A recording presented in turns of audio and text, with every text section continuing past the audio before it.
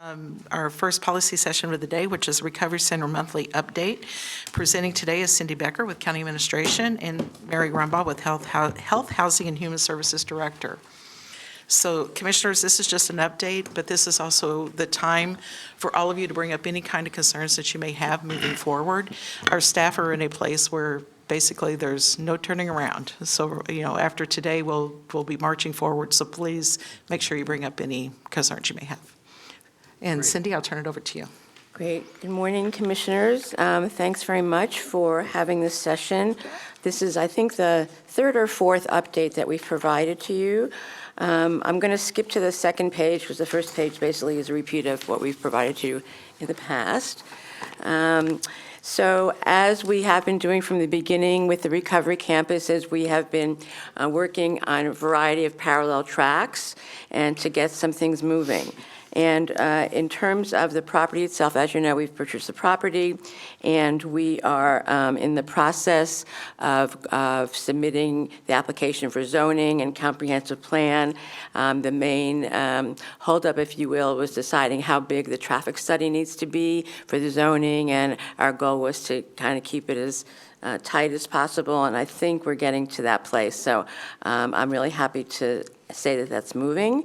As we mentioned to you, we have selected, the evaluation committee has selected Fora Health as the provider, and we are in the process of working on the grant agreement through the subrecipient grant agreement, which we will bring back to you. The plan at this point, as we have done with, as Mary's done with the Stabilization Center, is we're not bringing you the full Mary Ann. I don't know if you say that in Oregon or not, but we used to always say that back east, the whole Mary Ann. We're basically bringing this part of the subrecipient agreement to focus on all the design development work pre-construction. And we are doing that for both facilities, for both the clinical-based facility and the housing facility, so you will see what the whole campus, for this phase of the campus, what it will look like. And so that's about, I think around $3 million, but we'll be bringing that back to you for your approval so we can get that moving. That would also include whether or not all or part of the existing building will stay or be demolished, so that will all be in that first phase. Any questions about that? Questions? Okay. In terms of the funding, the way we've worked on the property, those dollars have changed a little bit, and we've received more ARPA dollars, which is great. And so we've been able to reduce the amount of SHS dollars going to purchasing the property so that we can use that for the construction piece. So we're really happy about that. And so ARPA is $2 million, and SHS is about $0.5 million, which is different from when we first presented it to you. And then that quote-unquote savings would then go directly into the construction.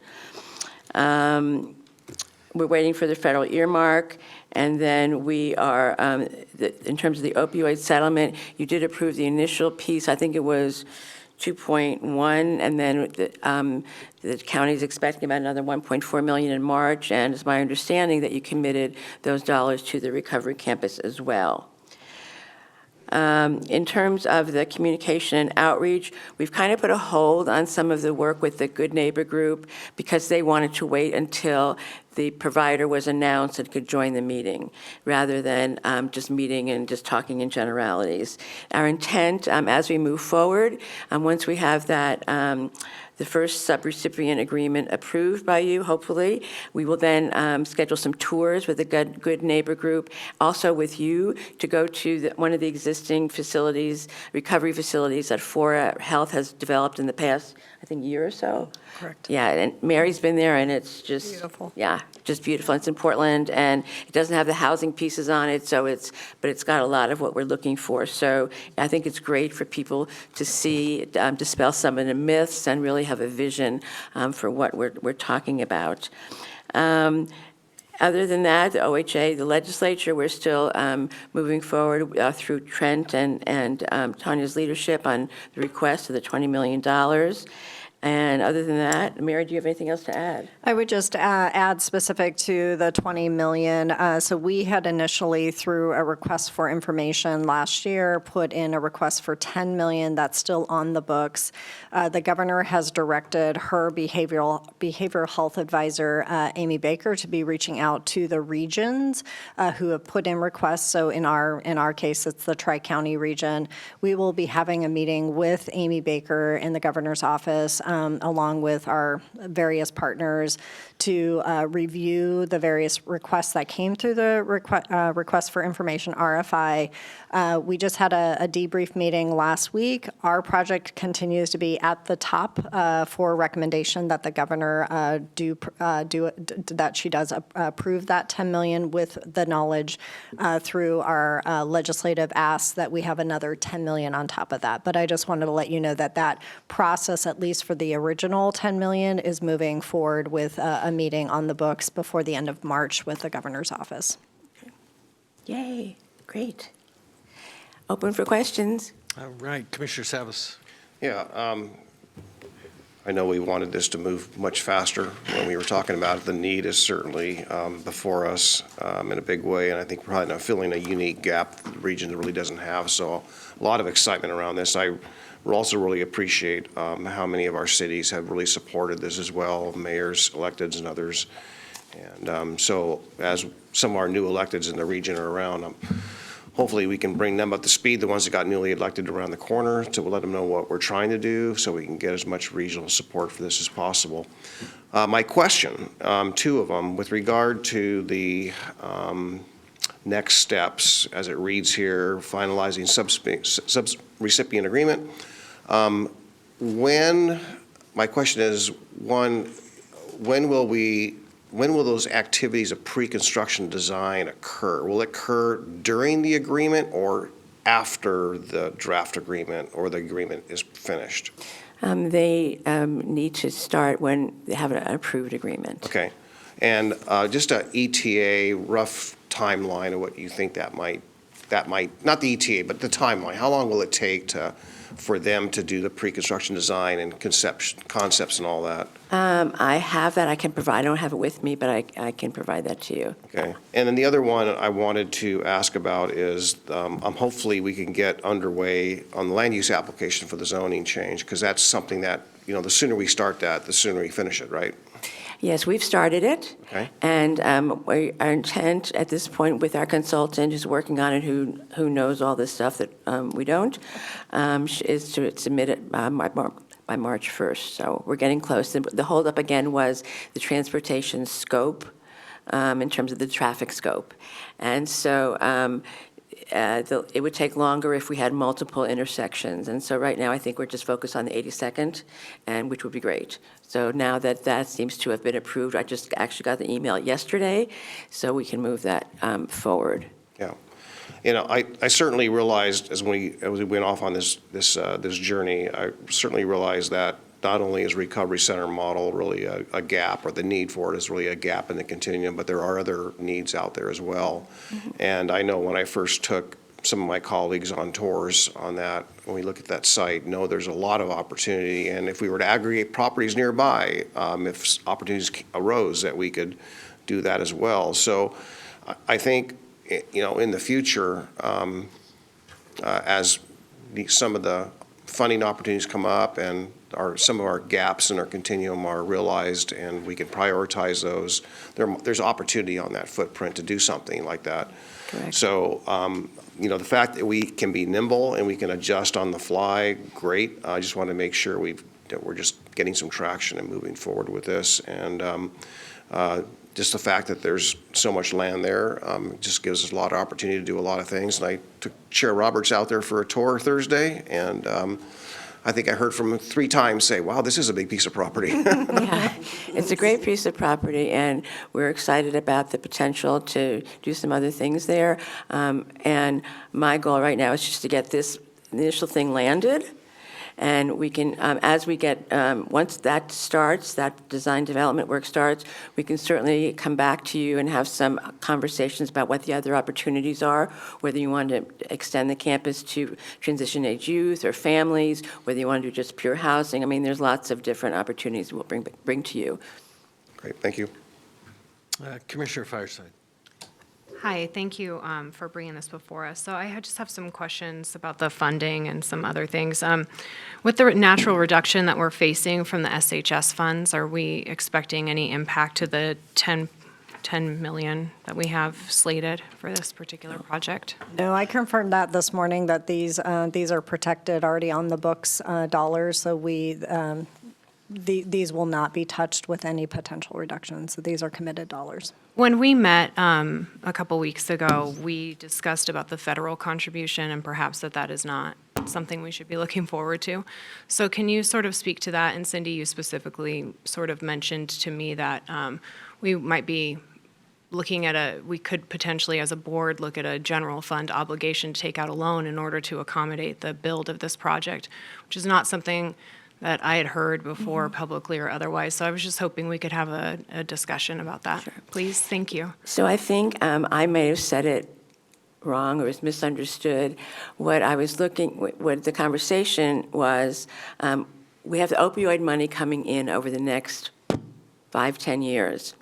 And if the board decides to dedicate that money to the recovery center, the issue is going to be cash flow, because we will need the money in the next year or two, but it won't be coming in until the next several years. So one option could be that the board would okay a loan that would be paid back by the opioid dollars. So the loan would get us the money now, and then as the opioid dollars come in, that would repay them. Again, it's an option. You don't have to do it that way, but I was just looking for a way to be able to capitalize on those funds that aren't coming in for a while by having the county front the money, if you will, and then opioid dollars would repay that loan.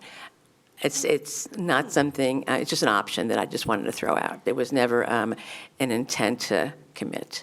When do you think we'll know specifically about the funding and whether or not we can, pencil the 40 million?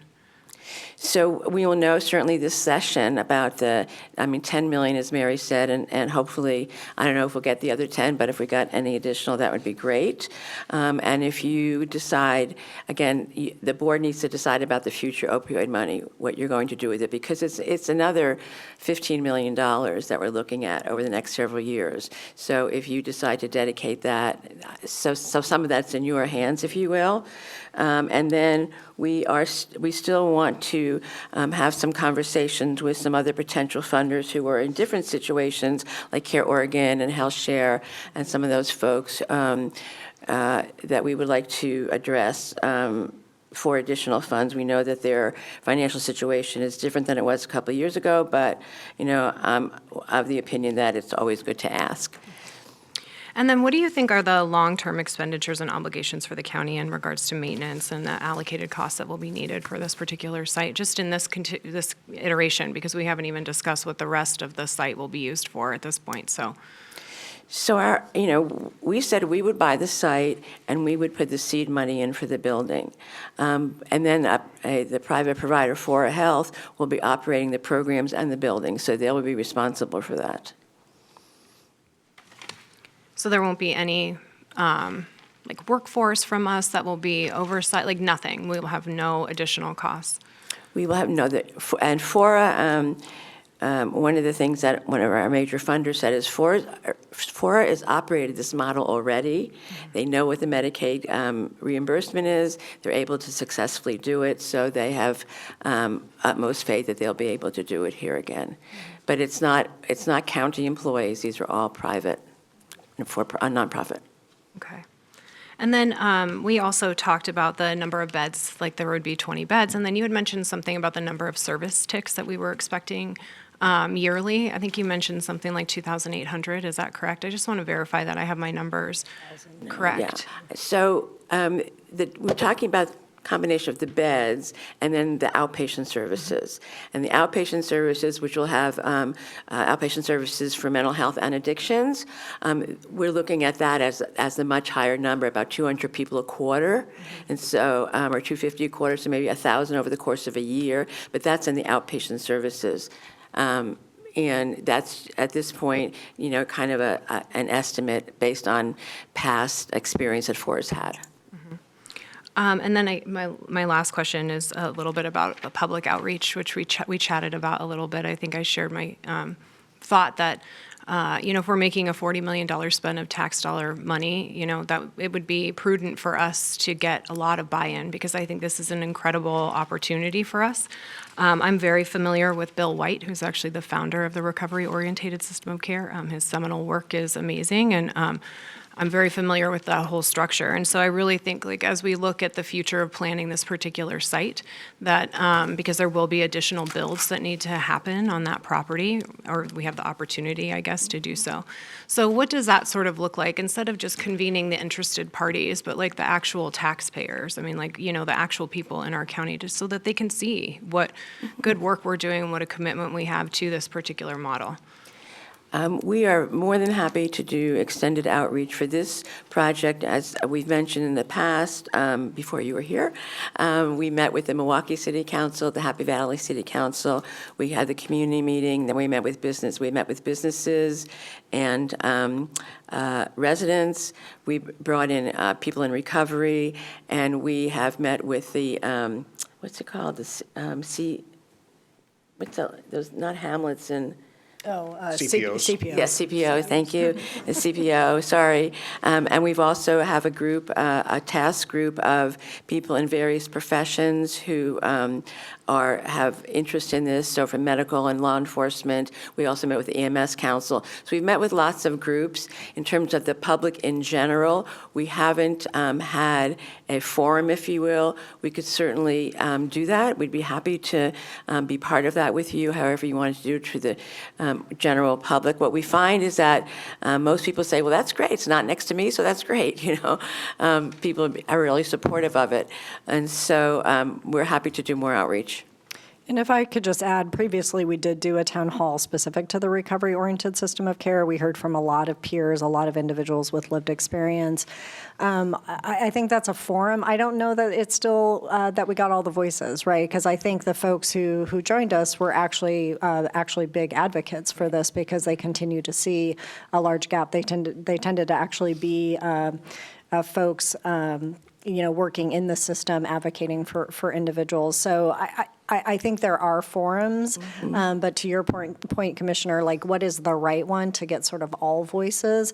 I always consider this as an opportunity to also do some education and to break down stigma. There's a lot of stigma around substance use, right? And it's a real opportunity for us to bring sort of the heart and the head, as I like to I think about when Commissioner Savas talks. It's really about the heart and the head together. So I think we're very open to making sure that all voices are heard. And to Cindy's point, in that particular location, it is interested parties who feel most impact, and everyone else is like, we think it's a great idea as long as it's not in our neighborhood, right? So that's always the challenge with mental health and substance use. It's really a true challenge that we have wherever we try to cite anything.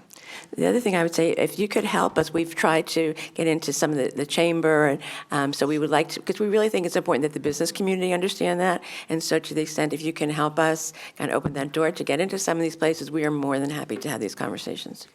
Thank you. That's all I have, Chair. Thanks. Commissioner West, you were on there. Yeah, I would just wanted to add also, in September of last year, we convened an epic, amazing summit with thought leaders that were really finding different successes and little pockets of excellence from. And so that was where this was kind of, and there were mayors there, there were other electeds there were community members there were service providers there were, Dr. Mendenhall was on the panel, there was a representative from the Oregon tribes, there was a former homeless czar for multiple presidents, there was members from from the Providence of Alberta. There was people in recovery that have amazing stories. There were major thought leaders out of San Francisco.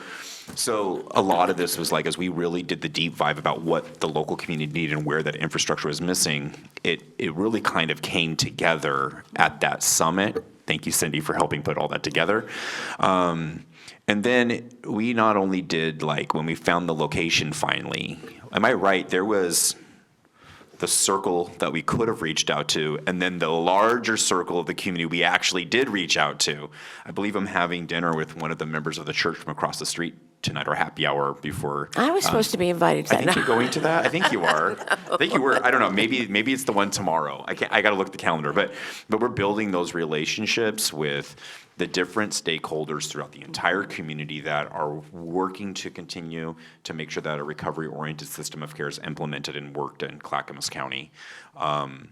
That, you know, I think that outreach, we can always do more, but we really tried to be super thoughtful in that outreach and continue to have conversations behind the scenes. So I want to make sure that that history is acknowledged. Because we did go beyond what was the minimally required. Yeah, wasn't it? What was that? What was that zone again? Do you remember? Like It was like originally 300, we went to 500, and then we went to kind of just, and we literally went out, folks from PGA literally hand-delivered invitations. And yeah. both Happy Valley, it's in their UGMA, and the city of Milwaukee unanimously support the effort in Yes. their own backyard. Yes. And that's kind of the first we've ever seen of that. Yeah. So comparative to other things like even Project Turnkey, this has been much more widely accepted. Yes. Yeah, thank you. Great. Thanks, Commissioner. Commissioner Savas? Yeah, as I recall listening to the conversation, just one other thing I wanted to mention that, you know, we will continue to do outreach. I mean, it's just part of it. And I think some of the questions we get, sometimes we really don't have the answers for yet because it's so early in the stages. So as we get, you know, even if it's renderings, I mean, as we get better idea of what is on the table, the agreement spells out, we'll have a lot more value to the public outreach. Right now, I won't say it's premature, but we don't have a lot really to say because we have unanswered questions. But I have heard substantial support from, and, you know, people saying, well, gosh, we need it now. When? But state legislators, local, as Commissioner West shared, some of our local elected officials, of course, but some of the places I've been at, and even one of the open houses we had, I was surprised how many people came out to me and says, thank goodness you're doing this. This is something that's really, really needed. I think we recognize that. And also sometimes some concerns about some of the CBOs out there that are providing those treat on the street kind of services. We're not in competition with them. I think it's not that one's right, one's wrong. I think it's both, right? You need to have both approaches. So we're not in competition with anyone. I just want to just let them know that we're not going to be, you know, I think we still need to fund and have all those services available for all those unique situations and people. So, yeah, I just want to just share that. I plan on doing a lot more outreach. Thank you. Great. I think, I'm sure all my colleagues had a chance to comment. I think that, first of all, Cindy, I do recognize I think it helps for me to understand, putting this into context, that this is like the one phase, right? And that's what I think I've recognized now a little bit better, because my hope is eventually to kind of see really an overall master plan for this campus. Kind of what we've done in the past too is a sequential mapping and really making sure the continuum of intervention is kind of what that looks like. And furthermore, I've also got another email here just about detox and sobering and a lot of those things that I think are critical. But I think that as I kind of see it, just kind of looking at this, there's really kind of two aspects: the capital development, really, and I also believe that will be somewhat of a phased approach, and then subsequent phases, and hopefully that would roll into the contract later on. I think that, and then there's the design work, and as we kind of move forward, I see it being more specific, and so I guess the thing that I would want to emphasize is that I think it's really important for us to kind of do this deep listening as key, and really really kind of leaning into our partners, because I think that the connection to these other systems is going to be key. And, we can't do this in a vacuum. You guys know that. And really need to engage with the system coordinators to really be long-term effective. And so I'm excited to really see this move forward, and I think it has tremendous potential. I think we've got some funding challenges ahead, but as I mentioned, I was down at Salem really trying to rally for this. So Great. If there's no other comments, would you like to comment? Yeah, just a couple of things. I think it's important, because I think there's been some confusion. The Recovery Center will have detox beds. And it's different than sobering, and we can probably have that conversation separately, but it will have detox beds. And, we'd be happy to have the conversation about what other things do you want and what other funding is available for those things as well. And so part of this project has been a little bit of squirrel, because somebody comes up with an idea and it's great, but my goal and Mary's goal is let's get this done, let's get it done well, and then we can build upon that success rather than trying to be all things to all people. Great. Oh, one other thing. We have intentionally involved EMS, law enforcement, and the hospitals. So they are part of this conversation from the beginning. Also, the data that we initially pulled together was not only information from them, but from peers and from providers. And also, there's been a flurry of studies done by the state and by PSU and by other organizations that are breaking the data down by county. So really, all of that information is what we put together when we came up with the numbers for here. I'm done, sorry. Great. Thank you both. So there's no motion or any No. action, it's more informational? Right, that is correct. This is informational, and staff are going to continue to move down and the road and get everything in place. Great, big thumbs up from me. Great. Thank you both. Thanks. Do we have time, Paul, to do the next? I don't think we have much time. Yeah.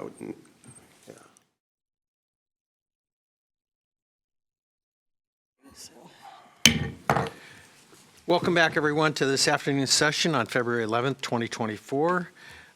County Chief Operating Officer Nancy Bush, would you please call the roll? 25. Oh. I don't Good want to confuse catch. people in the future, so it is 2025. It was, I It's just easy to do at this point. So we do have one commissioner that is remote, and so Commissioner Fireside, Here. Commissioner West, Here. Commissioner Schrader, Here. Commissioner Savas, Present. Chair Roberts. Here. And thank you, Nancy. Would you please introduce the next policy session for us? Yes, our next policy session is older adults, older adult social services area plan. And giving the presentation today is Mary Rumbaugh, who is the H3S director. And she has with her, I'm sorry, Brenda Durbin, Social Services Division Director. Hi. Good afternoon, Chair Roberts, Commissioners. So again, Mary Rumbaugh, H3S Director.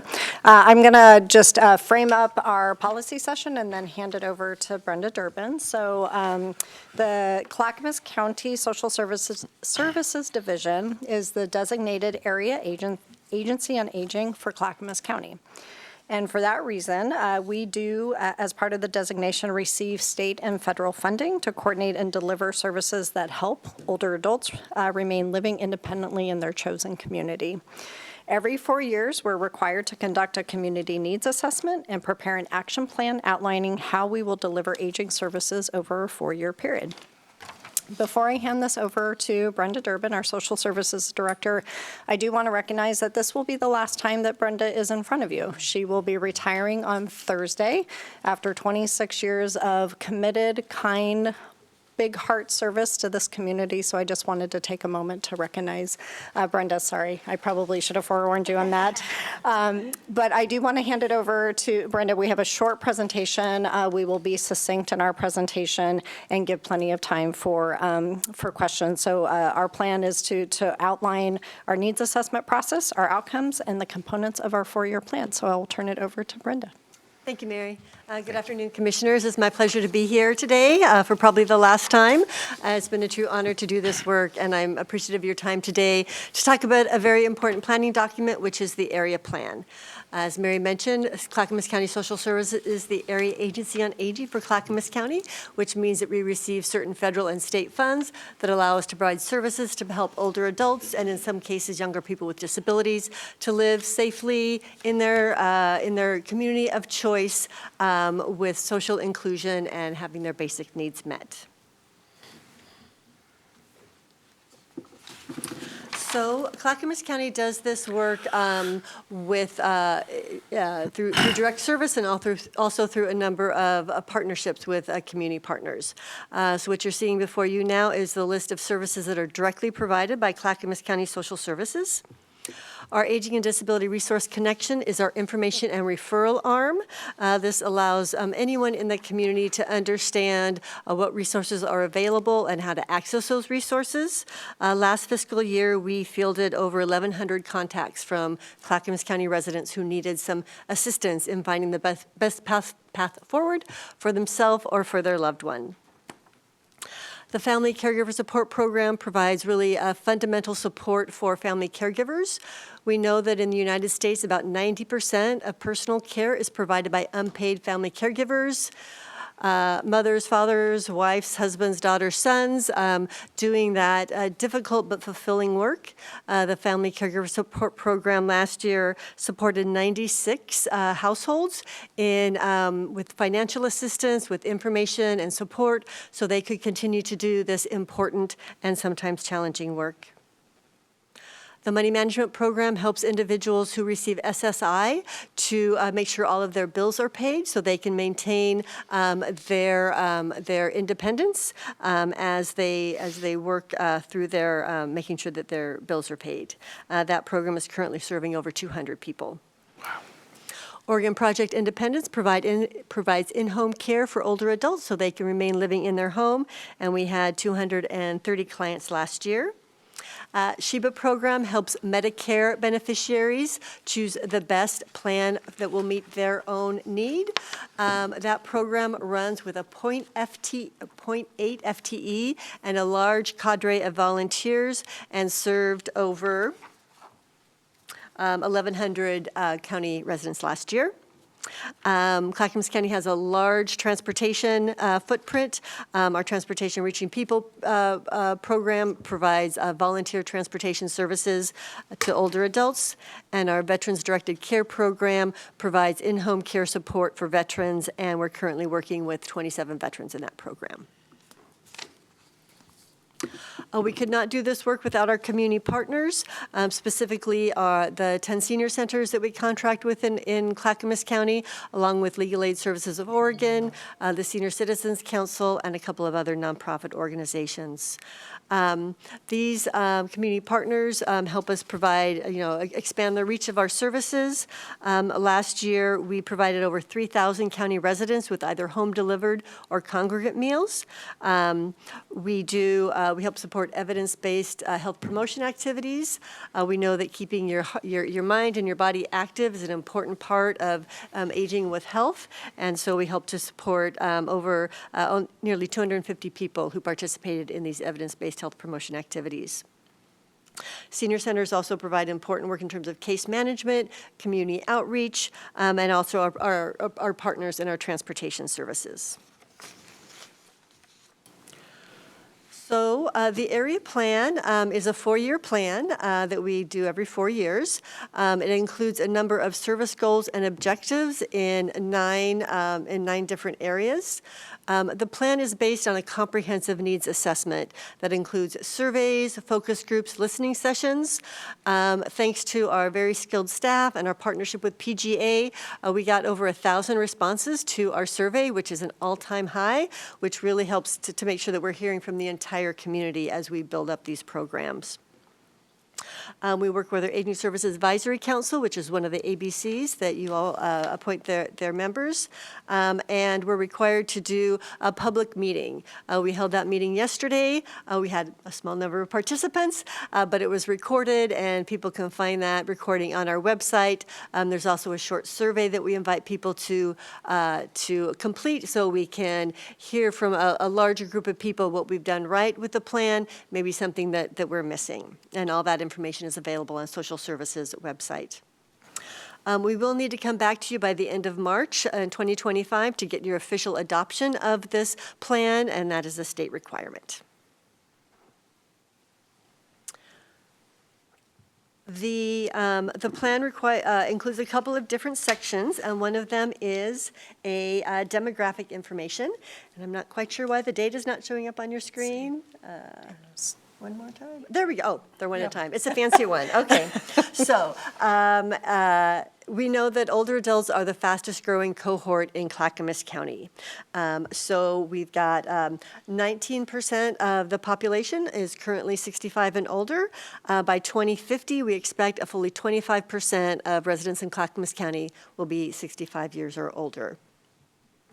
We've got about 9% of our older adult population that identifies as a person of color. That is a 140% increase from the numbers that we found in 2012, which just shows that we have an increasing diversity among our older adults in Clackamas County, and we need to address those needs as we are able to.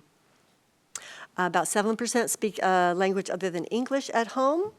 About 31% live with at least one disability. 21% live in our more rural areas. 18% are working. We know that with the cost of everything, more older adults are staying in the workforce longer. And this last bullet point is really important. Clackamas County Social Services has been working on a different way to look at poverty in our communities. We're using something called the ALICE measure. And according to ALICE, over half of older adults in Clackamas County are struggling to meet their basic needs. Housing, utility, food. We've got a lot of people are really struggling to just meet that basic need.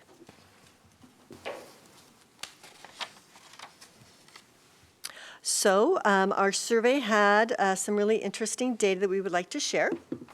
So this is what we heard from our 1,100 survey respondents. Older adults are struggling to meet their basic needs. Access to transportation is a key asset that someone needs to be able to meet their basic needs. We asked people what their top, what areas that would improve their life most. And what we heard was home maintenance and repairs, transportation, and socialization opportunities. I want to just spend a minute talking about the importance of socialization. It might seem like a nice to have, but it's actually absolutely fundamental.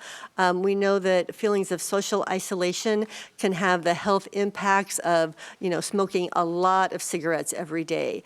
There's emotional impacts, there's physical impacts. So anything that we can do to help older adults be in their community, provide some volunteer opportunities.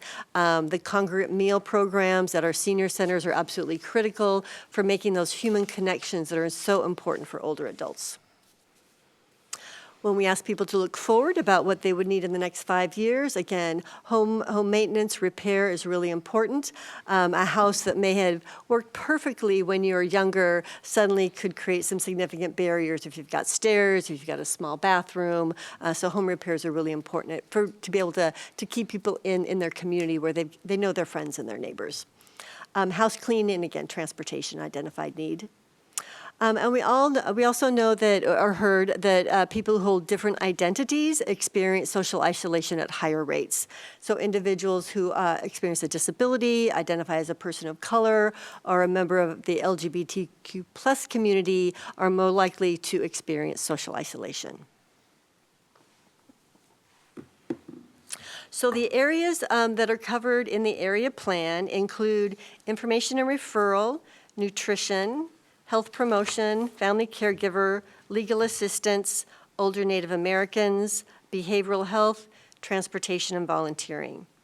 Each of those areas, if you want to look at I think our area plan is over 100 pages. So if you're interested in digging into the details, you can find them in our plan. But there are 4 overarching strategies that really bridge these various areas that we describe in the plan.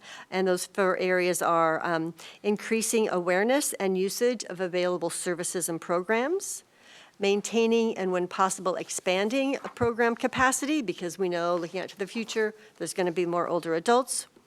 We want to increase participation among members who have historically not shown up in our programs, and we want to continue our collaboration with community partners.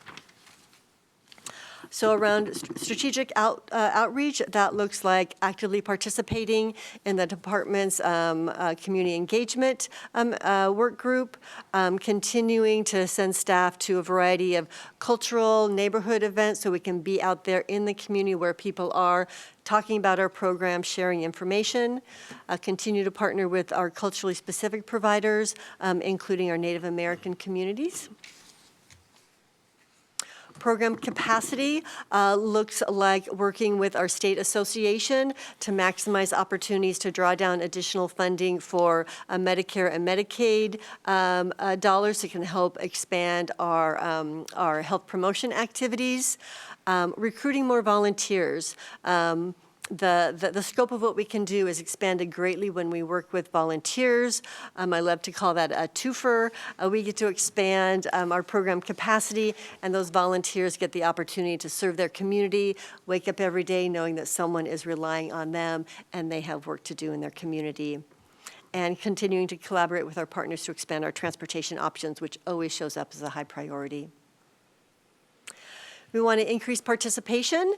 We don't know who we're serving unless we have good data. So we want to work with our senior centers to improve the quality of our data, compare that data to what we know from the census, and then use that data to identify opportunities to do outreach. Who are we missing? Who do we need to invite into our programs that are not currently there? And then finally, continue with our community collaboration, continuing to work with the providers who do such great work in Clackamas County and share our resources with them.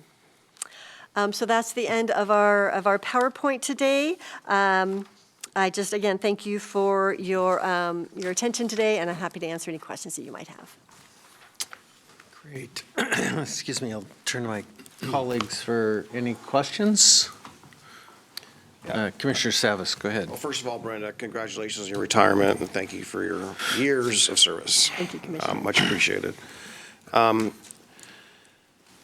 This is a sensitive spot with me because I have a number of family over the years, since I was a little kid, a lot of seniors in my family and so forth. So I think what struck me was the 54%, I guess, or struggle to make ends meet and provide the services. That jumps out at me, and something I've heard a long time prior to my county commission role, but in public service in the area over 25 years ago, was the need. I hear from a lot of senior citizens who live in my community, which has got a number of retirement centers, as you probably know, in the Oak Grove area of Milwaukee, and that is that the desire for shuttles. Now, some retirement communities have a shuttle, right? And they take them to the post office, or they take them to the Fred Meyer, the store, the doctor, a little bit of that. But there's more people that want to retire in their home, want to live in their own home. And that's a single family dwelling, then, and they can't drive, then they're got to rely on someone or something for transportation. So that, I know I saw that one repeatedly jump out, and that's one that I'm constantly aware of. So my first question really was, after saying all of that, is that what roles or overlap, if any, do some of the senior centers that are in cities, like whether it's Lake Oswego or West Lynn or Oregon City, there's a number of Gladstone, others. Is there any overlap, or do they help, or do we interface with them? Absolutely, absolutely. They are our main community partners. From Welch's to Wilsonville, and everything in between. It really, our senior center network is one of the keys to our successes. When you can access services in your community instead of driving to a different community, that's going to address some of those transportation needs. So Clackamas County receives a little over $2.5 million a year in Older Americans Act funds from the federal government, and we contract a fair amount of those funds to our senior center partners to help fund their nutrition programs, their health promotion. Our transportation systems are very much intertwined. We've got our Transportation Reaching People program, which is volunteers. We help coordinate the volunteer transportation that happens at other senior centers. We pass through some of our funds to the senior center so they can operate their shuttles, pick people up and take them to the center, take them on shopping trips and so forth. So we are tightly intertwined with our senior centers. We're all struggling with finances. We have some senior centers that are small nonprofits. Estacada is a great example of the little engine that could. I'm always so impressed with what that community can do. And then we've got something like the Milwaukee Center, that's part of government and has some additional resources. So yes, we work very closely with our senior center partners and really try to expand and share capacity whenever we can. So you said it, we know it, the funding is really stressed for this population and all those funding streams. So is that distribution of federal funds, is that formulaic? It is. Is it per capita? Based on, yes, it's based on per capita from the federal government. So the federal government allocates some money that goes to the state, and then the state has an allocation formula for the various area agencies on aging. There are 16 area agencies on aging in Oregon. Several of them work with more than one county.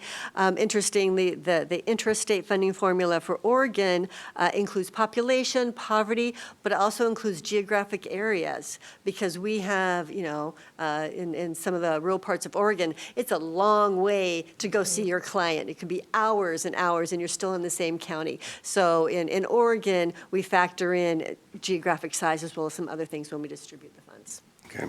Is there I don't want to say a funding gap, but a gap in services maybe that, in your experience, do you feel that just kind of jumps out? Transportation is a big one. And meeting the basic needs. We in another part of social services, we operate the utility assistance program. So that program prioritizes older adults.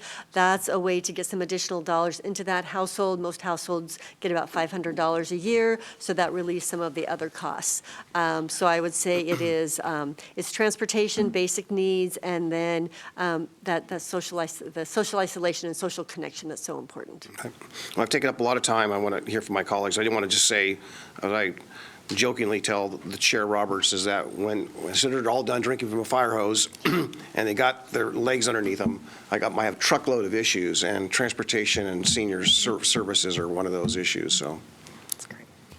Great. Commissioner West. Thank you. I think there's a couple concerns, and I think they're very policy-driven solutions. When you have a large population that would like to age in place, have community, we want to approach those needs holistically. It is a fact that Oregon is one of the least friendly states to retirees in the union. The tax structure is not good. We can't fix that necessarily at Clackamas County, but that's a fact. That's part of the overall difficulties that we deal with at a local level and with H3S services.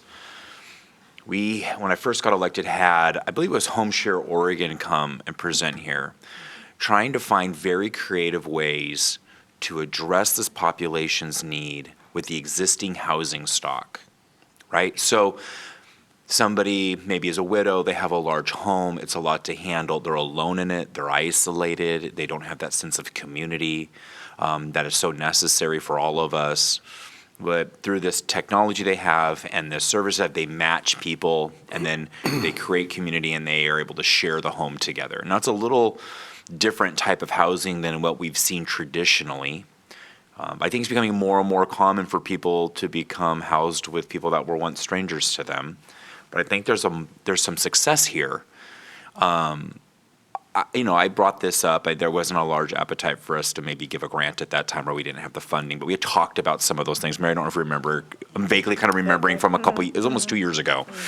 But I think if we want to get serious about helping people like be housed or to prevent them from getting into a more precarious housing situation and take that preventative measure, which is also part of a recovery model, it's prevention. I think this population is some of the fastest population to become unhoused in our community, and it's not due to other factors that necessarily cause other. We're not talking about people that have a fentanyl addiction or a mental health crisis or other things. We're talking about people like that are on fixed incomes. Everything's more expensive, and the housing market's unattainable to them, and they truly have nowhere to go. Right, and then to build out a housing stock takes forever, while we still have the same thing going on. We have land use laws, and we have all these things we have to build out. That's difficult.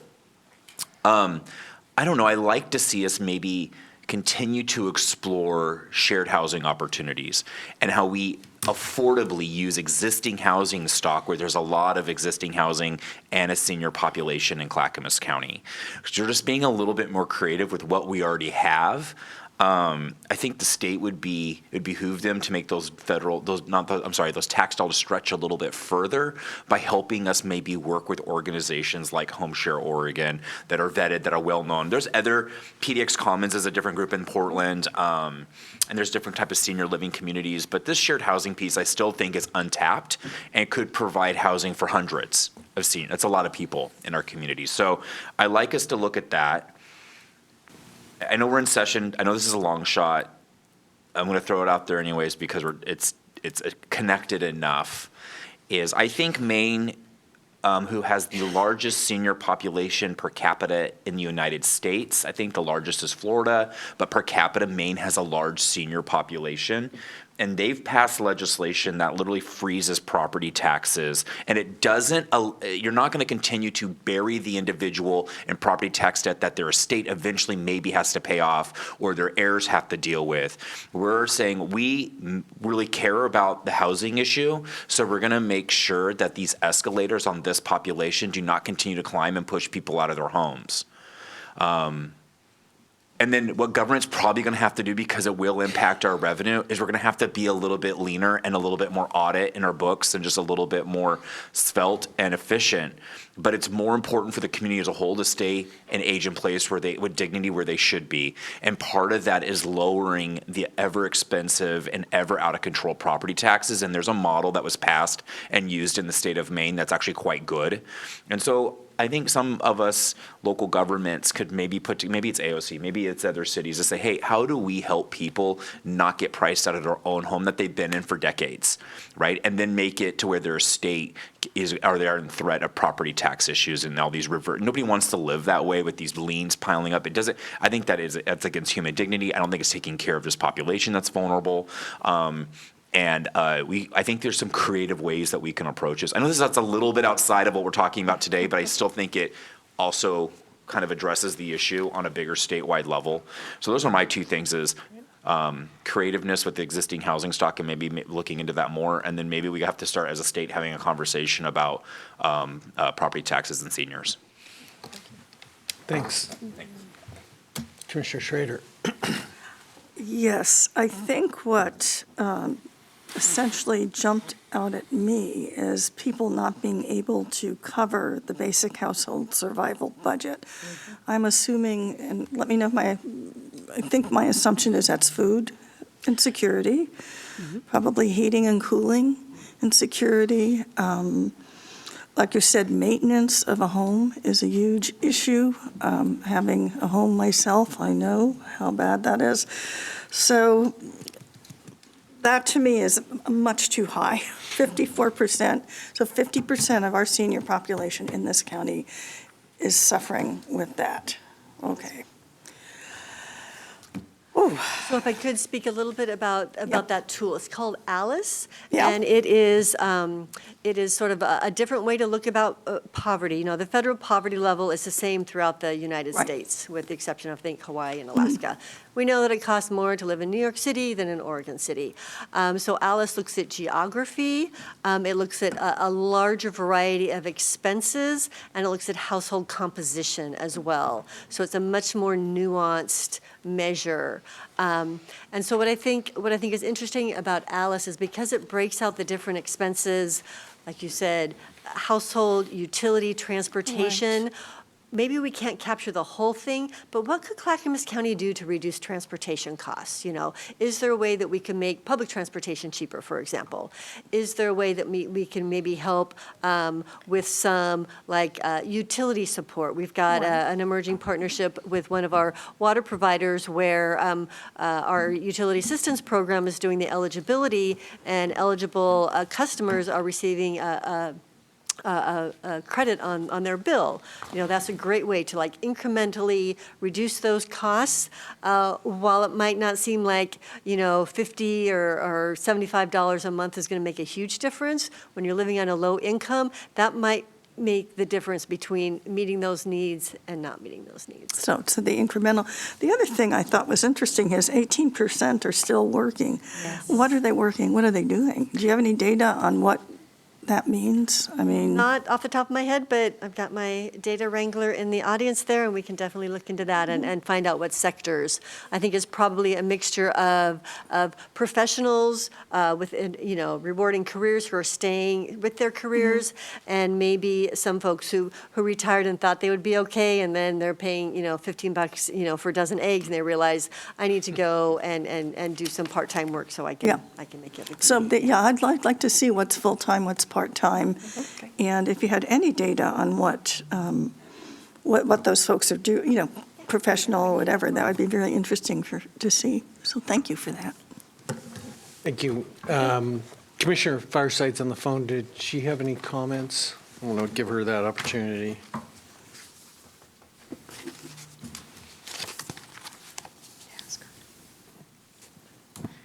Commissioner Fireside, can you hear us? Did you have any comments or questions?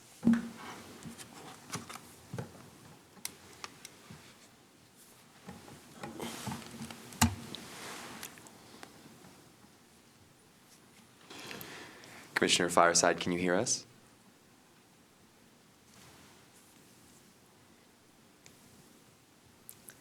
Perhaps I'll shift to Commissioner Savas as a comment, and if she comes on, please just let me know. Commissioner Savas. Related to this and also related to, a conversation I hope to have in the near future, I just want to read you one little excerpt out of the plan here. According to the 2024 TriMet Attitudes and Awareness Study, only 20% of non-rider survey respondents reported feeling safe using TriMet public transit, which is down from 79% 10 years ago. So that means that the transportation system isn't flat, it's actually gotten worse, the challenge, because they don't feel safe. Thank you, Commissioner. Just a few comments, and Brenda Durbin, I'll get to you in a minute to say thank you for your career, so I'll put you on hold just for a moment. And I really do applaud you on this survey about what we heard, because I do believe the top three services they anticipate needing mostly in the next 5 years: home maintenance, remodel and repair, house cleaning, and transportation.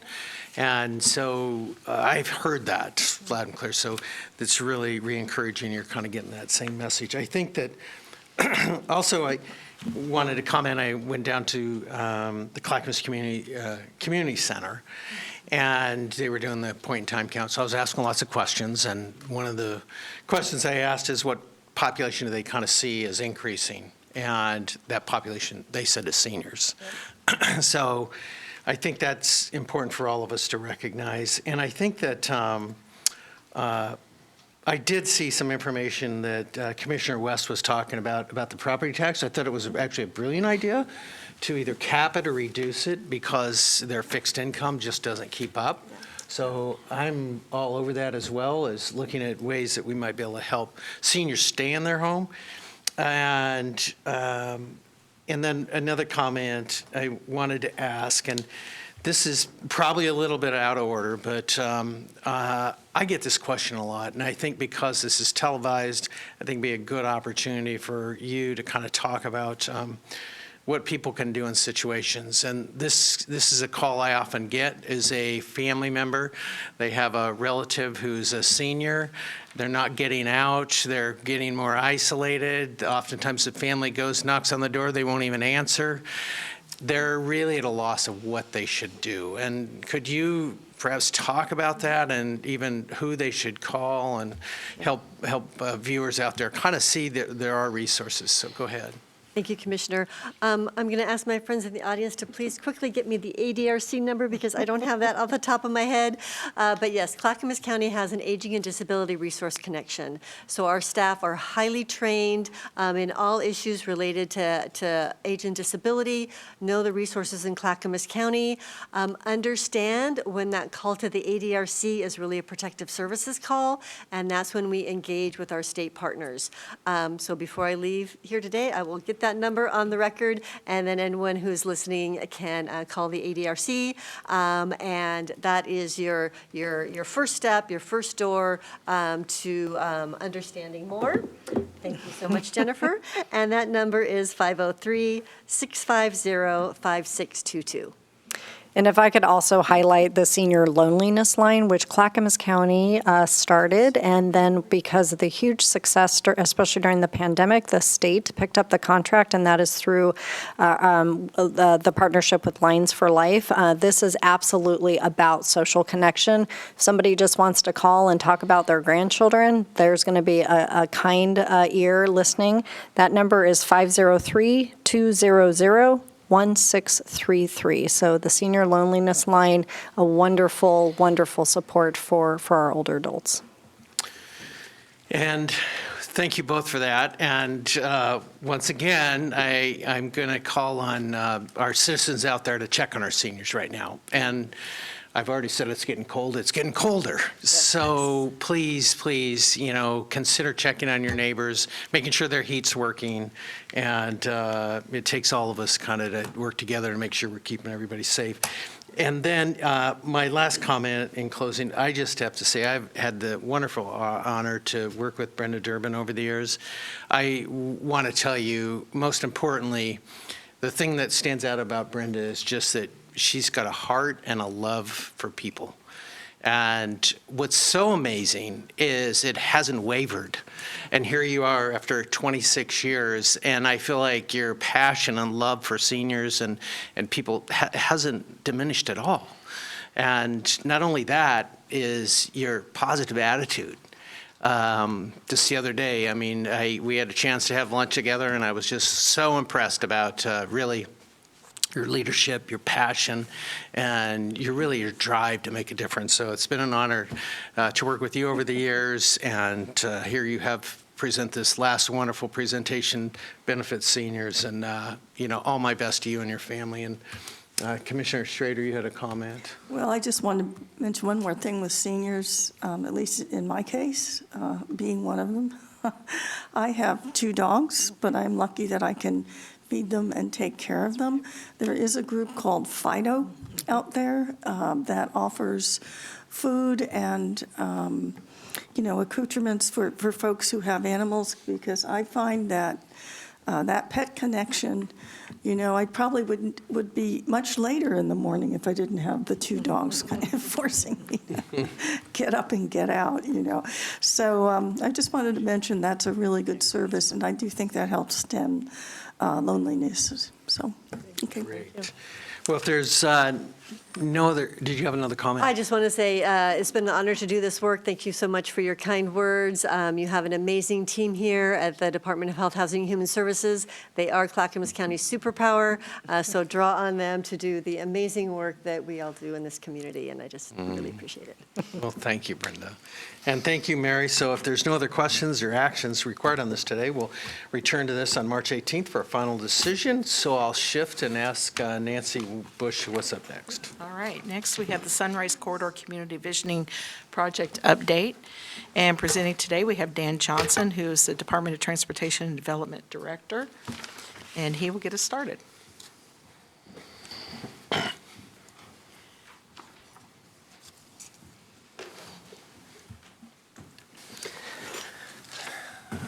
Good morning, Chair Roberts and Commissioners. Thank you, too.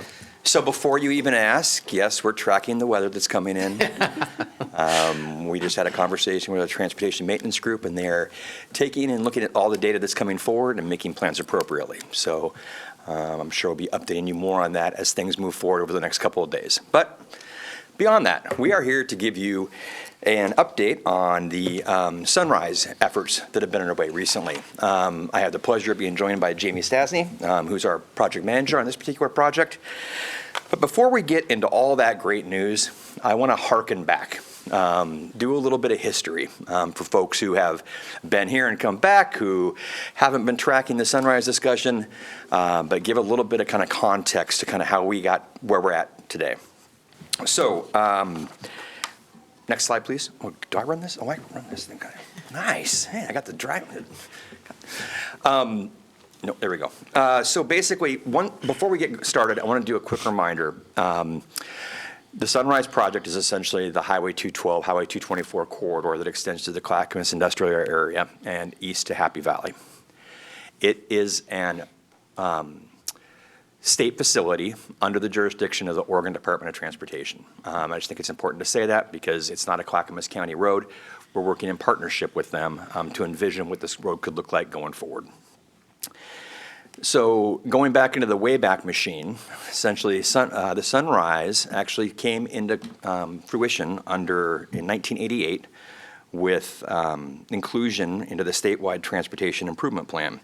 Essentially, this is a plan that the state uses to kind of identify and prioritize transportation projects and ranging from pavement preservation to capital to bridges to everything, but essentially to organize state funding for certain transportation projects.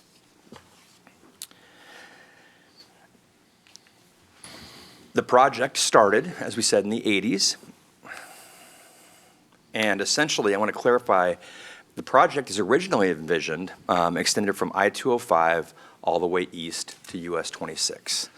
Essentially, there was a draft environmental impact statement that was approved in '93 and an adoption of a preferred alternative in 1996. Once that '96 preferred alternative was adopted, there was some specificity around the certain alignment. That specificity allowed the state, meaning ODOT, and Clackamas County to advance kind of a willing seller, willing buyer program through our urban renewal district out in that particular area to secure certain properties along the alignment, which we have done. You see, we do own a Superfund site, I'm pleased to say. It essentially was an orphan site through EPA and DEQ. ODOT has coordinated closely with Camp Withicum for some additional right-of-way, which is used in Phase 1. And ODOT has been mindful of not liquidating some of their assets and interests in that area because they have an ODOT facility down there off Longfield Road. But there's been a conscious focus on right-of-way for this project as it moves forward. Fast forward to 2004 and things start moving pretty quickly. Essentially, there was a supplemental draft environmental impact statement. Why was it a supplemental? It was a supplemental because essentially it looked to shrink that easterly terminus of the project. It pulled the terminus from US 26 back to the Rock Creek interchange, which is the Highway 212, Highway 224 interchange, entering into western portion of Happy Valley, or southern portion of Happy Valley, pardon me. There was a congressional earmark for $19 million, federal money that came in that advanced essentially the supplemental EIS. There was a preferred alternative selected in 2009. with a final environmental impact statement in 2010, and what they call a record of decision in 2011. What is a record of decision? Essentially, it's a federal stamp on a project that identifies that it qualifies and meets all the requirements for federal funding going forward. It may talk about mitigation that's required during that environmental assessment, but essentially it is a you are great to proceed as you see fit, okay? I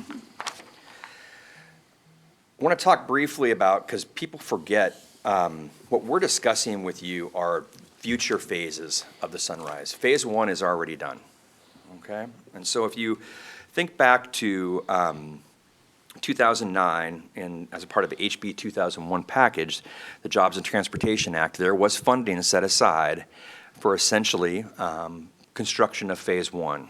There was a dedicated $100 million for design and construction. We partnered together to provide about $30 million worth of right-of-way that we had already required through that Williams Seller, William Buyer program. And essentially, that built the section that you see and drive on today that extends from I-205 east to 122nd and Sunnyside. That is a 4-lane section, and that is essentially what we consider Phase 1 of the Sunrise project. I just want to stop for a second and have you take a really good look at that picture. I love this. I'm going to frame this and put it in my office. There's just some takeaways. Enjoy that. So Phase 1, essentially we had groundbreaking in 2013. We had the grand opening July 2016, about 2.15 miles, 4-lane road, as we discussed, about $130 million worth of improvements there. I also want to identify what we call related projects. These were some local system projects, a term you're going to hear Jamie describe here in a second. But essentially, these are off-system improvements, connections that are needed to make sure these highway facilities operate efficiently and effectively. The development agency worked closely with ODOT and others to build, for example, improvements, Longfield Road improvements. Minuteman Way connection down by Camp Withicum. ODOT built the Tolbert Overpass to deal with some improvements and disconnections in that community. So these were kind of these auxiliary components of that particular larger scale project. With that, I'm going to hand it over to Jamie to run through kind of the next steps. Thanks, Dan. Good afternoon, Chair Roberts, Hi. Commissioners. Nice to see you today. Happy to be here. Dan just provided some really great background that just proves this project has been a priority for over 45 years. Wow. Countless hours of advocacy. Tons of people have been involved in this. This is really important, and that work continues today and on the shoulders of all the folks that have worked on this in the past. So when I joined the county back in 2019, Dan called me into his office and said, Jamie, they're working on a funding package at Metro, and Sunrise is on the chopping block. Go figure out why. So I did. Hit the ground running and tried to figure out why we couldn't get any community support for our project. So the image that you see here is the image that came through that process. This is different from what Dan was just talking about. The project that has the federal environmental impact statement approval is an 8-lane grade-separated facility. It's a freeway that runs parallel to Highway 212 through that corridor. A lot of people don't support that because it's not about people. It's about cars and freight, which are really important. But we also need to make sure there's a safe place for everyone to be on the system. So through the T2020 process, we evolved the project design to be about people. And we did that by coming up with what's called a systems-based approach. That is a system of facilities that can all be integrated to serve all of the different needs. So making it about the people and making sure they have a safe place to be in the system. Excuse me. So it's kind of a right-sized approach. This all happened really quickly because the funding measure was being developed really quickly, had to be done in a certain amount of time, and we were running really quickly to do that in partnership with ODOT, Metro, Happy Valley, and other regional partners. Through our collaborative work, we built a great coalition of support for the project, and ultimately the project was going to get $184 million. Then that measure failed on November 3rd of 2020, and we kind of found ourselves back at square one. So our team at the county, which was working under an implementation team format at the time, had time to debrief, take a second, figure out what we were going to do. We acknowledged that while this new design was regionally supported, we hadn't had the time to talk with the community, the people that actually relied on this corridor on a day-to-day basis, and vet this with them. So in April 2021, we came to the board, and the board decided to make a legislative ask for $4 million to do the Sunrise Corridor Community Visioning Project. Because of all that work that was done, well, for many years, but also, during the T2020 process, our large coalition of supporters also joined in supporting that ask, and we got that $4 million from the state legislature. This time, it's different. Everything Dan was talking about is amazing and really important, and it's a road. This time, we're talking about people. The project that we're doing, this visioning project, is about people and co-creating a vision for the whole community, this time including housing, economic opportunities, community health, environment, while also vetting that T2020 transportation solution with community and building trust. We've worked really hard to remove a lot of barriers so that everyone can be a part of the conversation this time. We identified early on, thank you. We identified early on that this project was going to be led by Clackamas County, but that we do it in partnership with our 3 key partners, ODOT, Happy Valley, and Metro. All 4 of these groups are going to be required to adopt parts of this vision into their plans in order for it to be implemented. That's why they're the key partners. That said, we have many key and important partners who have been deeply engaged in this work, and we appreciate them all, including a really diverse staff team from Clackamas County across many different departments. We also formed our committees. These include a steering committee, but this isn't a traditional steering committee. This committee includes people from all walks of life. We have community representatives sitting shoulder to shoulder with elected officials, like Commissioner Savas, who's been serving as your board representative. We also have business owners and CBO representatives at the table as well in that steering committee. We have a traditional TAC with reps from many of the different areas as well, kind of the normal technical advisory committee. And last but definitely not least, we have another committee called the leadership cohort. These are local leaders. They've provided valuable input on the plan itself and have been liaising with the community. They're also going to be key in working on leading implementation. I'll talk more about that in a minute. For purposes of the visioning process, we defined the Sunrise Corridor as an approximately 5 square mile area bordered by 205 at the west, 172nd to the east, Clackamas River to the south, and the Natural Bluff to the north. This area is a confluence. It's where a lot of different things come together. Has a lot of historical and cultural significance, and it's home to the North Clackamas Industrial Area. This industrial area is a Title IV regionally significant industrial area with over 14,000 employees that go to work there every single day. Highway 212 is one of the busiest east-west freight routes in the state. At the same time, this area is home to 8,000 people, many of them living in mobile home parks.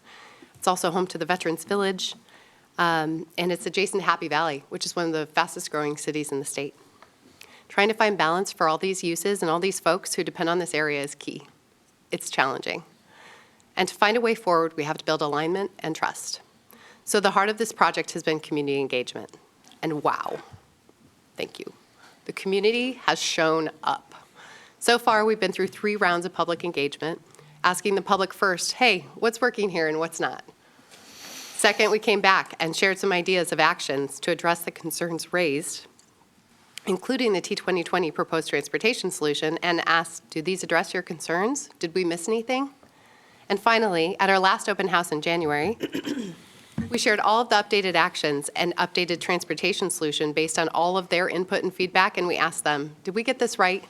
Did we miss anything? We had a huge turnout, and staff even had to run out and get more food and cookies. That's a good sign.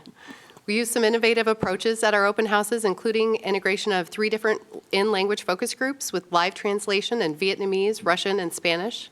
We also had our energetic leadership cohort members there recruiting for the coalition, which I'll share more about in a moment. The materials shared included the adopted vision statement and goals, which you can see on the slide in front of you today. I'm not going to read all of these to you. There's going to be a lot of words on the screen. If you want me to go back, I will, but I don't want to take up too much time. The adopted vision statement and goals the updated draft actions, which are split into 4 categories: jobs and economy, neighborhood and places, open space, public health and environment, and of course, transportation. We also shared with them the refinement plan, which focuses on the systems-based approach and compares the 2010 FEIS with the T2020 concept and the updated refined concept. Both the vision and the refinement plan drafts are available on our website, and we're happy to provide more information if you want to get down in the weeds. Next page, please. The refinement plan also breaks the design down into phases and provides updated cost estimates for each of the phases. I want to take just a second and talk through this. There's a ton more information online, but this is fairly similar to what was proposed in T2020, but it did change a little bit based on the feedback we got from our community members as well as our committee members. What you see here is at 122nd, where the current expressway ends. There will be a full interchange there, which will allow folks that are just trying to pass through the area to pass through on the new Sunrise facility. That facility, instead of being 8 lanes, grade-separated big concrete blocks, it's 2 lanes in each direction at grade. So we're able to save a lot of money by building it in that way and integrate it more into the community. So that's going to be an access limited facility for people that are just trying to pass through. That's what you see in purple. The yellow section is what we call the Safety and Local Connections Project. This was a really big change from T2020, or this happened during T2020, where we added what's called a backage road at the north end. So folks that want to move through that area that just need to be local trips can be on that local facility. And we also included the section of 212 there that translating that into what's called a complete street. So there's bike lanes, there's pedestrian amenities, everyone has a safe place to be on the system. There's also enhanced transit opportunities for folks as far as being able to access the bus and do so in a safe way, right? There's safe facilities for places for them to wait and so on. And then the light purple that you see is 212, 224. That's the intersection there at Rock Creek that Dan was talking about before. There's going to be a new right turn lane added there and pedestrian and bicycle amenities as well. That's a really dangerous area. So that's another piece of the project that's been broken out into a little mini phase, so to speak. But the biggest change that we saw during this process came from really strong feedback from community, which is along the east side there. Originally, the traffic from Highway 212 was going to be placed into the Rock Creek Industrial Area, which is where a lot of the schools are for Happy Valley. And a lot of the parents were like, please don't do that. That's not safe. There's one way in and one way out of there. And we do not want to see a bunch more traffic dumped in there. Well, we ended up stepping back, rerunning the numbers, and realized there's a tremendous amount of demand for the movement coming from Gresham, trying to get down to Estacada. So there's a whole bunch of people trying to go from north to south, and that was going to add even more traffic through that area.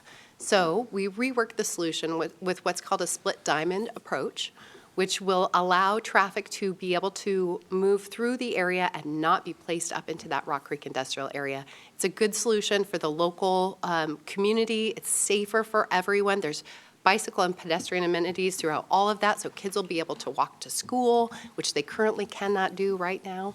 So that is the biggest change. We've heard really strong support from the community with that. It's been really challenging to navigate between ODOT's needs to move freight through from here to Eastern Oregon, and the local community's needs to make sure that their families are safe. So it's been really challenging to balance that. Commissioner Savas probably has some stories about that. He's been right with us the whole time leading that. Next slide, please. So this is just a quick slide that talks about the changes that we'll see once this is all implemented. There's going to be a lot more ways for people to get around, 7 new miles of sidewalks, 5 new miles of bike lanes, 3 new miles of shared use paths. There'll be better transit access with there's 17 existing bus stops right now, but they'll be improved and more will be added. 4 transit routes with better connections and reduced travel times. We'll see improved intersections and travel times. So 6 intersections will be improved, including the reduction of some of those intersections. And I want to just pause 1 second. People always ask me, why do we need more roads? Systems, it all makes sense, but why do we need that? Why can't we just widen 212? We already have a road. The problem is there's so many intersections with Highway 212. You've got lights, then you get queuing. So that backs everyone up, and they back up and stack up. And that is what is causing all the congestion. This new design will disconnect 2 of those intersections so that 212 itself will actually flow much better as well. And then you'll have the Sunrise and the backage road. So we'll see a lot of improvements because of the intersection changes, a lot of improved safety, a lot of reduced congestion, over 3,000 hours per day of congestion saved, excuse me. And a lot more land unlocked for housing, jobs, and public area. There's 32 acres that are going to be unlocked within this for stormwater treatment, green space, and environmental restoration. 27 acres of open space will be unlocked for public use, which is a part of the vision plan. A lot more details in that vision plan about what folks want to see for access to open space and parks. And then 16 acres of land will be unlocked for development potentially in the Rock Creek industrial area. Okay, next steps. So right now, we're taking all that. It's great when people show up. We got a ton of feedback. So now the team is taking that, reviewing it, and incorporating what we can into the updated plans. We'll present those final plans to the TAC and the steering committee in later spring for discussion and acceptance, hopefully. And then we hope to be back to you to present the final plans for acceptance and support in May, June timeframe. We're also working on launching that Sunrise Community Coalition that I mentioned before. We have some funds that we've allocated to help support standing that coalition up. The idea is that everyone who's participated in this process so far will join that coalition, and because now is when the real hard work starts. We have a vision, we have a plan, now we need resources to implement it. And we can't just go as a county and say, please give us resources. We need the community to tell their stories and to write letters and to advocate and support, and that coalition is going to be there to really build that momentum and support implementation of the vision and the refinement plan. So that is all we have. That is a lot. Happy to answer any questions you might have. Real quick, I just want to highlight the fact that we've already advanced discussions with the city of Happy Valley. This board actually approved a letter of support for a grant request for those improvements down to Rock Creek that fall into this alignment and into this vision. That's a near-term discussion about funding and a near-term plan to do some improvements. We're also looking to partner with them through our urban renewal agency down there with some of the remaining funds that are down there. So we are, although we are visioning and we are talking and we are looking for the future, we are doing everything in our power to get stuff built. So with that, we'd be happy to answer your questions you might have. Great, thank you. Commissioner Schrader. This has been a long time coming. I remember working on this when I was first here in 2003, and that was when we coined the notion of the Sunrise System back then. So it's nice to hear that you're really going back to that whole notion. And I hope this gets done before I leave. I mean, I'm going to keep my fingers crossed that you get it built in the next few years. We'll see what happens, because it's just been years and years and years on the books. Thank you, Commissioner. Commissioner Savas? Yeah, I just want to shout out to Jamie. She's got her heart, soul, and passion and brilliance in making all the connections and speaking with people and solving a lot of problems and in her role.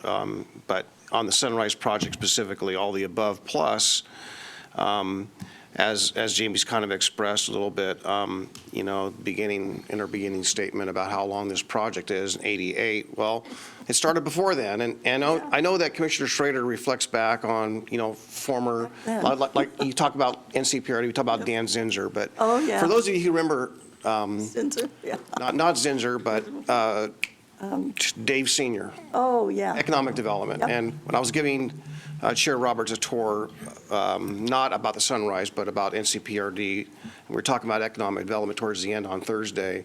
This was really the economic development plan for Clackamas County to really propel. It was the heart and soul of our economic development. And it is really our big industrial area. So part of that's achieved.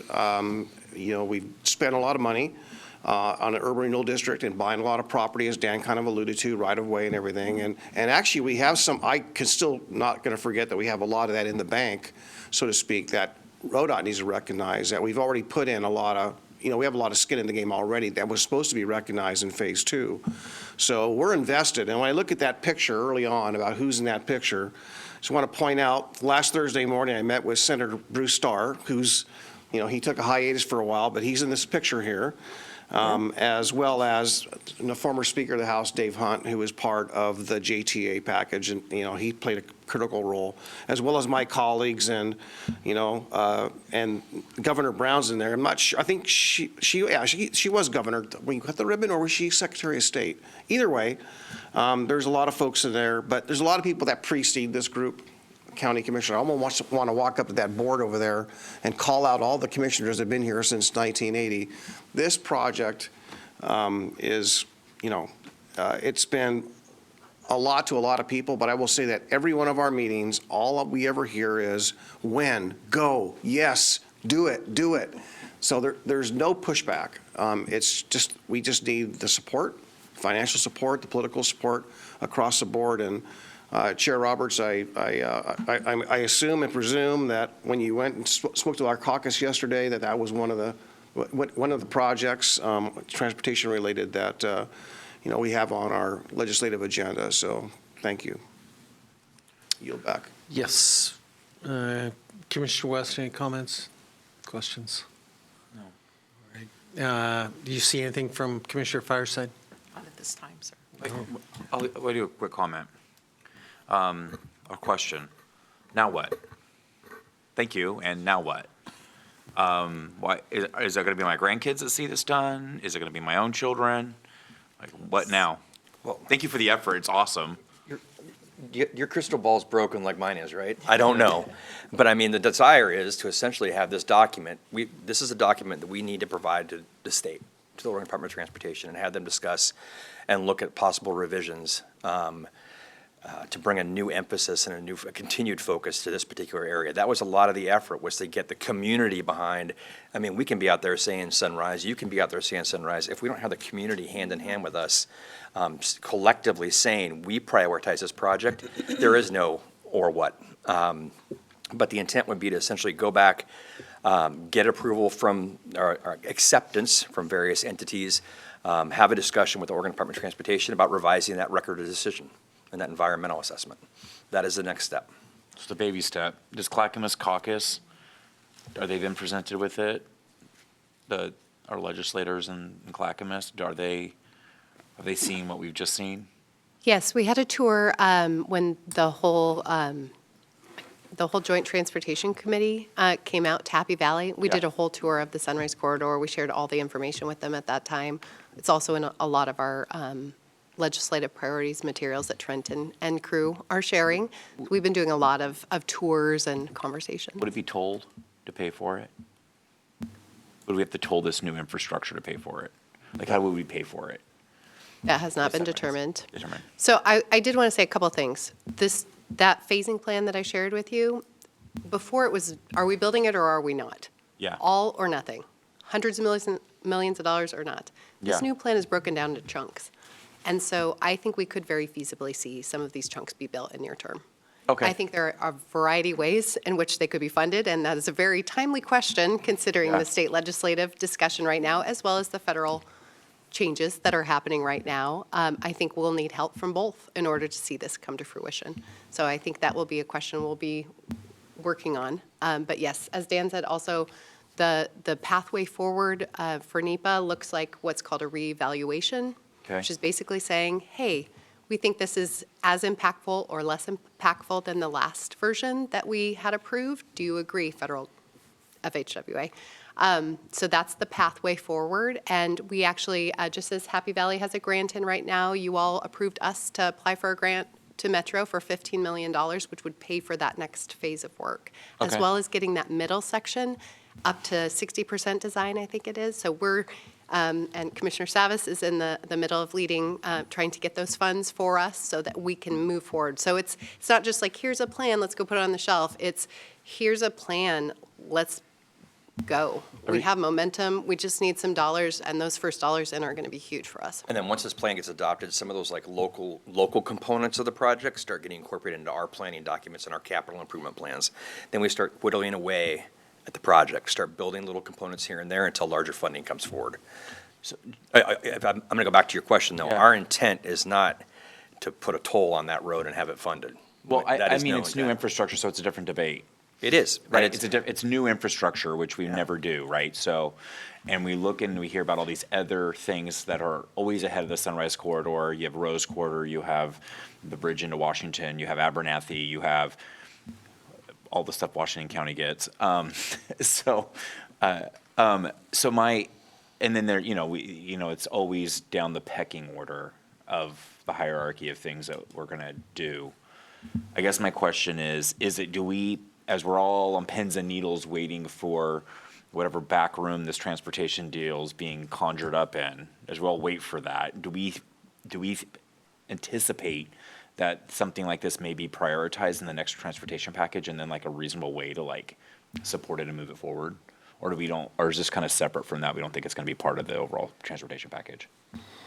Go ahead, you want me to The transportation package, as we understand it, will be focused on operations and maintenance and only things that were prioritized. And I think Trent has shared this here, things that were prioritized from HB 2017. But I think we are poised and prepared if there is an opportunity for us to receive funds to support moving Sunrise forward. And we have a really strong coalition of support for that. So I think we'll be prepared if the opportunity arises. And also we're trying to walk that tie line, or Trent is. So we're ready. You sound optimistic. Yeah. I appreciate that. Thank you. Thank you. Thank you. Commissioner Savas. Yeah, just real briefly to Commissioner West's question, that one slide with the colored line, the alignment with the purple and the yellow and I call it the hockey stick, which is the light purple and the blue. Those are, if you just look at those colors, those could be actually phases of the project where it's just piece by piece, right? So the one that's likely is going to be that, I call it the hockey puck, or the hockey stick, not the puck, but the stick.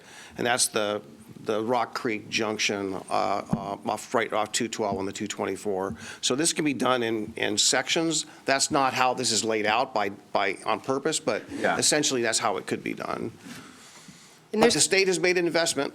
And they made an investment in phase one, and they're not likely to walk away with this investment. And it's just a matter of just piece by piece, I think we can get there. Okay. Great.